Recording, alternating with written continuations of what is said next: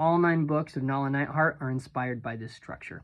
If you're writing a serial, you should absolutely read Archetypal Character Arcs. It's an incredible book. It changed the way that I write. It's how I outlined my trilogy of trilogies. She's not paying me to say this. The idea is the hero's journey is a great story, but it's only one story in a long life. And each era of your life, you should go through a different kind of change, because that's all that a character arc is, right? It's just a change. So the first arc is called the Maiden Arc, and you just go from naive to knowing. And that's the whole first change. Harry Potter 1, you go from not knowing anything about the wizarding world and thinking your parents died in a car crash to knowing that you're famous and coming face to face with their murderer by the way they were murdered. At the end of that, you come to the hero arc. And the hero arc is all about going from helpless to powerful, getting agency in your own life and in the world around you. Once you have agency, you have to learn to use it, and that's what the Queen arc is all about.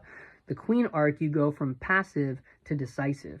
You go from should I to just do it, okay? Like, that's the Queen arc in a nutshell. Once you're actually taking action in your life, you're going to overcorrect, and you're going to go from the Queen arc into the King arc. The King arc is about accidentally becoming a tyrant. I call it the Tyrant arc, actually, in my head.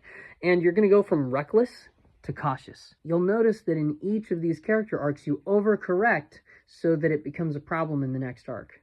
The solution becomes a problem, because each of these is actually a dilemma that can't be solved without creating another problem. At the end of the King arc, you've gone from reckless to cautious, now you're too cautious, and you enter into the Hermit arc. And the Hermit arc is all about going from apathy to action, to reconnecting with the world, and to reconnecting with your purpose, to entering the scene again, to being recruited by the hero oftentimes. The Hermit becomes the guide. The final character arc is the one that you have to decide on, and it's called the Sage arc. I mean, it's called the Mage arc, but I have a bunch of mages in my story, so I call it the Sage arc.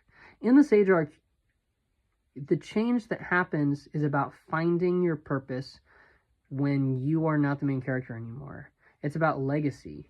It's about, when I'm not the hero, how do I still do the right thing? When I'm not just dead, but I'm forgotten, what is the positive impact that I'm going to leave on the people that come after me? If you use these 6, Maiden, into Hero, into Queen, into King, into Hermit, into Sage, your serial is going to be unputdownable.